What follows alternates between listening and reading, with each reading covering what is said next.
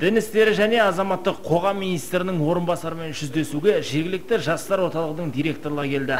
Абзал Нүкенов әңгімесінің әлқиссасын рухани құндылықтарды қастерлеп қадір тұтуға шақырудан бастады. Вице-министр өткен ғасырдың өнегесін өмірімізге өлшем етіп, бүгінгі күннің бастамаларын бағаналы бағдаршам ретінде ұстану керектігін меңзеді.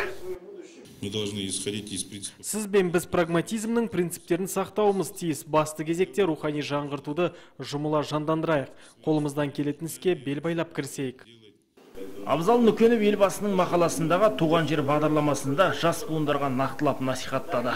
Себебі өскен өлкесін түлету әр азаматтың парызы. Өзімізге жүктелген кез келген жұмысты жүйелі түрде жүргізсек ұтамыз. Жоспарларыңыздағы кәсіпкерліктің көкжиегін кеңейтіп, шығармашылықтарыңызды шыңдауға 21 ғасырда мүмкіндік мол.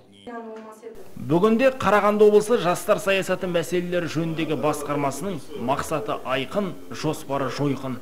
Талапты жастардың тың жобалары мемлекет қолдауының арқасында қанат қағуда. Жанбота Рахметоллаұлы, Құрбан Сәлімбай, Азат Мұратбекұлы, Қазақстан Қарағанды телеарнасы.